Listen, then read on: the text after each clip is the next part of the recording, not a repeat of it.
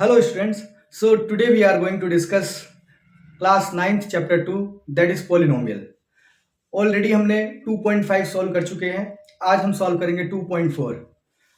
ऐसे ही धीरे धीरे करके हम सभी एक्सरसाइजेस को सॉल्व करेंगे. और फिर भी अगर आपको इसमें कोई भी डाउट रहता है तो प्लीज़ आप कमेंट करके मेरे से पूछ सकते हैं. तो लेट्स स्टार्ट. हमारा 2.4 हम स्टार्ट करते हैं. सबसे पहले इन्होंने बोला हुआ है determine the factor which has polynomial.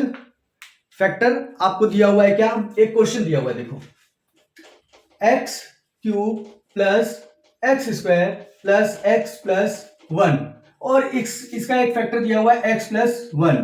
ये आपको दिया हुआ है. अब आपको डिटरमाइन करना है ये इसका फैक्टर है या नहीं है. एक्स प्लस इसका फैक्टर है या नहीं है, ये कैसे पता चलेगा?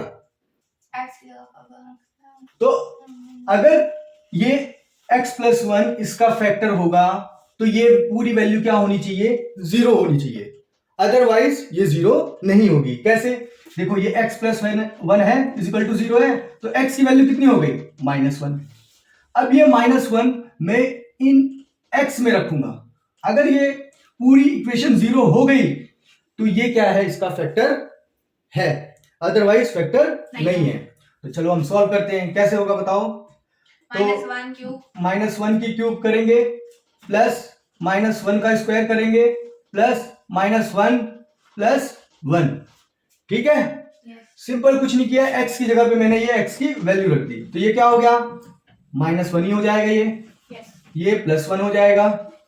ये माइनस प्लस माइनस हो जाएगा प्लस 1 हो जाएगा. अब देखो +1 -1 कट गया, -1 +1 कट गया और आंसर क्या आ गया? 0. मतलब ये इसका फैक्टर है. आया समझ में? अब हम वैसे ही दूसरा क्वेश्चन भी देखते हैं. बहुत ही सिंपल है, बहुत ही आसान है. x⁴ plus 3x square 3x cube plus 3x square plus x plus 1.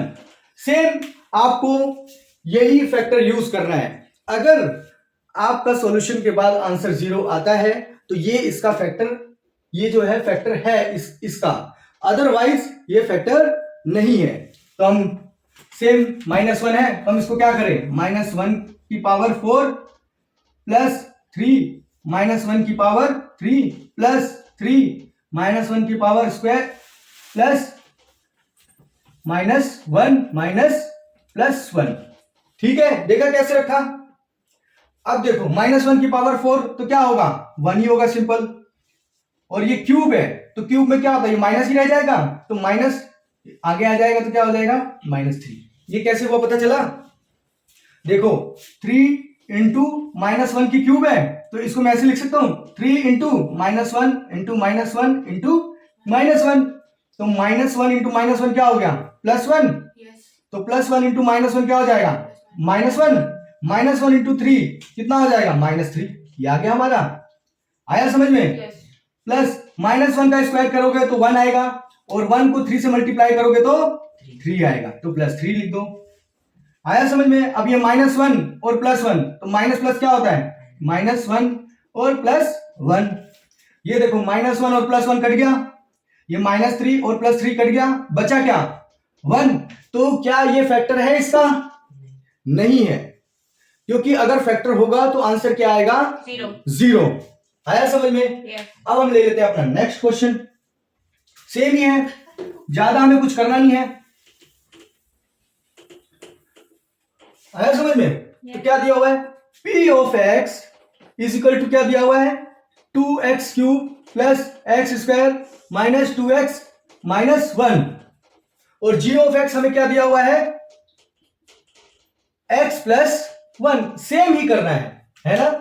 g of x इसका फैक्टर है या नहीं है वो कैसे पता चलेगा? जब हम x की वैल्यू इसमें रखेंगे और आंसर क्या आ जाएगा? 0. तो ये क्या हो जाएगा? इसका फैक्टर हो जाएगा. हमारा g ऑफ x क्या आना चाहिए? 0 आना चाहिए, है ना? अब यहां से हम x की वैल्यू क्या निकालेंगे? x plus 1 is equal to क्या होता है? 0. तो x इज इक्वल टू क्या हो गया? -1. ठीक है. तो रखो इसमें p ऑफ x में क्या? -1 इज इक्वल टू x की वैल्यू कितनी है?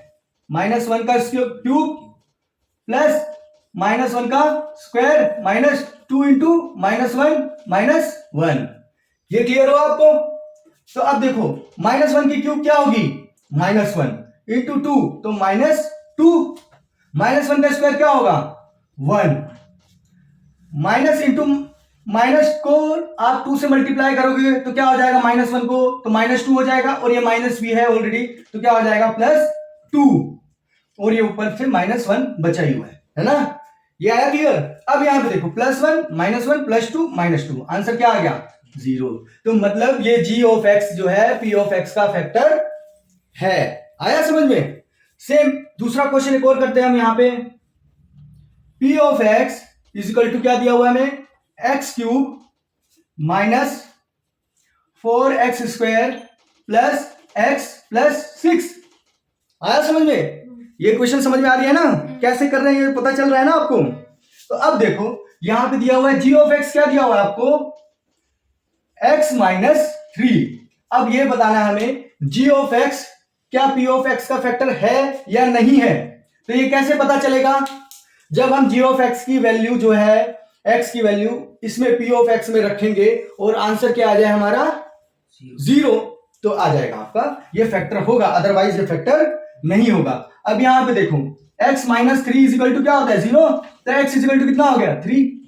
ठीक है, तो अब यहां पे रख दो x की वैल्यू कितनी है? 3 का क्यूब माइनस 4 3 का स्क्वायर प्लस x की जगह पे क्या रखेंगे? 3 प्लस 6। तो 3 का क्यूब क्या होता है? 27 माइनस 3 9 3 3 9 9 4 9 4 कितना होता है? 36 प्लस 3 प्लस 6। अब देखो ये माइनस का 36 है और ये प्लस वाले सारे, तो 27 प्लस 3 कितना होता है? 30 प्लस 6 कितना होता है? 36। प्लस का 36 और माइनस का 36, आंसर क्या आ गया? 0। इसका मतलब क्या हो गया? ये g ऑफ x जो है वो p ऑफ x का फैक्टर है। क्लियर हुआ? बहुत ही आसान है। सभी क्वेश्चन आपको ऐसे लग रहे होंगे टफ, लेकिन बहुत ही नॉर्मल है।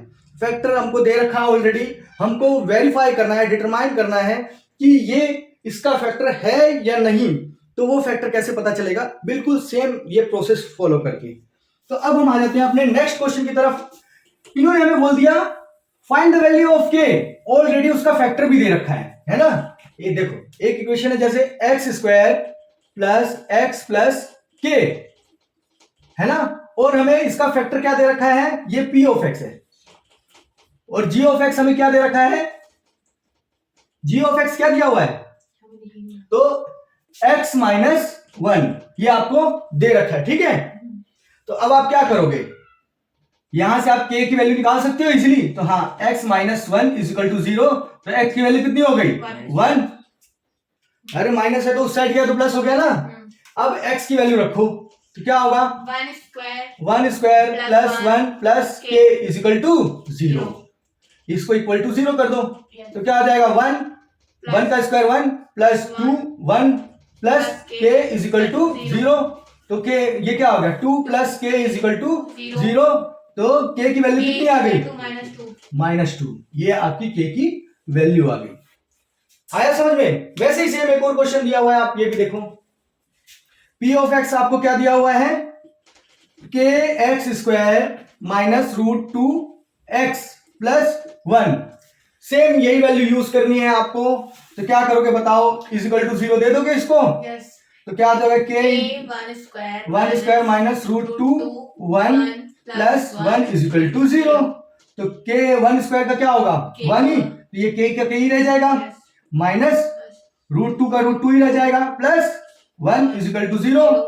अब देखो ये √2 इस साइड जाएगा तो प्लस हो जाएगा, और प्लस 1 इस साइड जाएगा तो -1 हो जाएगा। तो k क्या होगा आपका? k is equal to √2 minus 1। ये आपका फाइनल आंसर हो गया। k की वैल्यू हमने निकाल ली। वैसे ही एक और क्वेश्चन दिया हुआ है, इसको भी हम सॉल्व कर लेते हैं। तो क्या p of x is equal to क्या?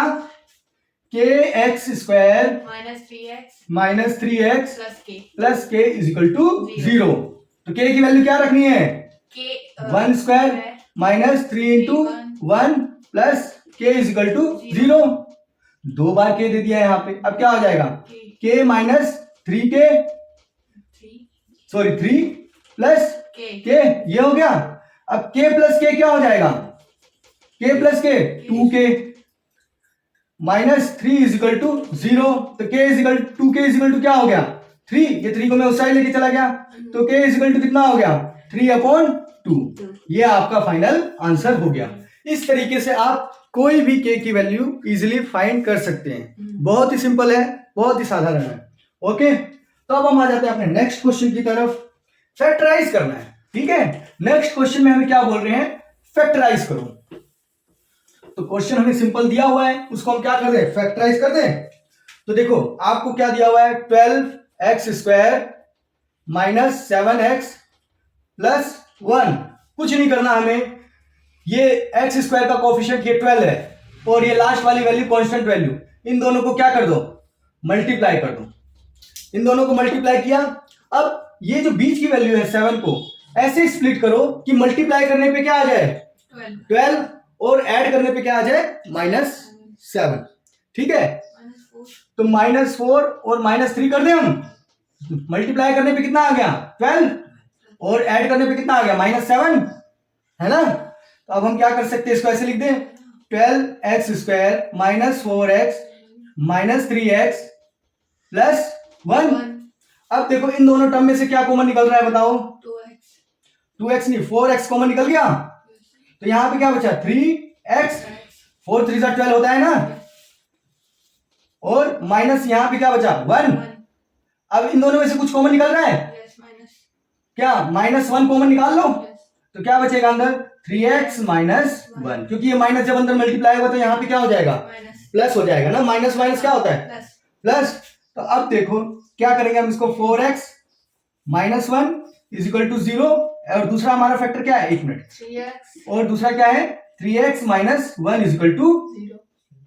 अब मैं इसको ऐसे लिखूं 4x minus 1 is equal to 0 and 3x minus 1 is equal to 0। तो 4x इज इक्वल टू क्या आ गया 1, तो x की वैल्यू कितनी हो गई 1/4। वैसे ही 3x इज इक्वल टू क्या हो गया 1, तो x की वैल्यू क्या हो गई 1/3। ये आपके 2x के फैक्टर आ गए। बहुत ही सिंपल है। एक और क्वेश्चन मैं यही पैरेलल में सॉल्व करता हूं।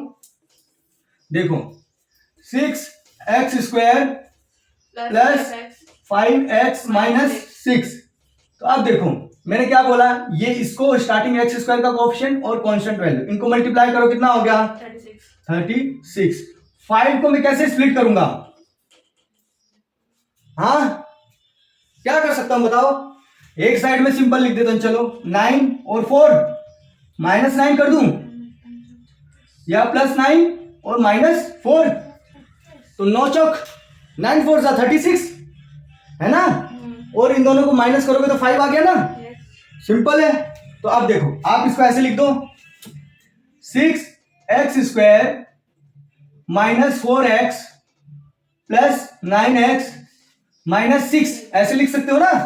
इन दोनों में से देखो क्या कॉमन निकल रहा है 4x, इन दोनों में से 2x कॉमन निकल गया, बचा क्या 3x माइनस 2 है ना, ये कॉमन निकल गया ना। अब देखो प्लस इन दोनों में से क्या कॉमन निकल रहा है 3 कॉमन निकल रहा है ना, तो 3 निकाल लूं तो क्या बचेगा 3x माइनस 2। हमेशा अगर आपने फैक्टर सही किया है तो ये दो वैल्यू क्या होती है, हमेशा सेम आती है, अदरवाइज कंफ्यूजन जरूर होगा। ओके, तो अब हम आ जाते हैं, देखो ये हो गया हमारा सॉल्व, तो क्या होगा 2x प्लस 3 और दूसरा क्या है हमारे पास 3x माइनस 2। अब इसको मैं ऐसे लिख दूं 2x plus 3 is equal to 0 और 3x minus 2 is equal to 0। तो क्या हो जाएगा 2x इज इक्वल टू -3, तो x इज इक्वल टू क्या हो गया -3/2। वहीं पे ये क्या होगा 3x इज इक्वल टू 2, तो x इज इक्वल टू क्या हो गया 2/3। ये आपका आंसर आ गया। आया समझ में। अब वैसे एक और क्वेश्चन करता हूं मैं, देखो एक और है, बहुत ही सिंपल है, 2x² प्लस 7x प्लस 3। अब देखो 2 3 6, मेरे को ऐसा इसका फैक्टर करना है कि मल्टीप्लाई करने पे क्या आ जाए 6 और प्लस करने पे क्या है 7। इसको कैसे स्प्लिट करोगे बताओ? तो मैं ऐसे लिख दूं 6 और 1, ऐसे कर सकता हूं ना? तो सिंपल कर दो इसको ऐसे ही। तो क्या हो गया बताओ? 2x square plus 6x plus x plus 3, यही हुआ ना?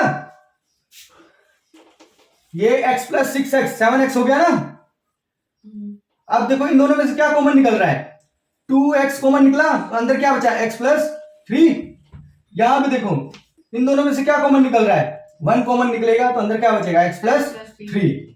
तो क्या आ गया आपके पास? देखो दोनों सेम वैल्यू है ना, 2x प्लस 1 और दूसरा क्या आ गया? x plus 3। तो क्या होगा? 2x plus 1 is equal to 0, x plus 3 is equal to 0। तो क्या हो गया? 2x इज इक्वल टू -1, तो x इज इक्वल टू क्या हो जाएगा? -1/2। यहीं पे x इज इक्वल टू क्या हो जाएगा? -3। ये आपका फाइनल आंसर आ गया है। मैंने यहाँ पे 2.4 में लगभग सभी जो इंपॉर्टेंट थे क्वेश्चंस मैंने सॉल्व किए हैं। फिर भी अगर आपको कोई डाउट होता है तो प्लीज कमेंट करें और मुझसे पूछें। मैथमेटिक्स में ऐसा होता है, जितने ज्यादा से ज्यादा क्वेश्चन सॉल्व करोगे उतने ही ज्यादा आपको मैथमेटिक्स आएगी। तो प्लीज इस चैनल को लाइक करें, शेयर करें और सब्सक्राइब करें। तो आज के लिए इतना ही, मिलते हैं नेक्स्ट वीडियो में।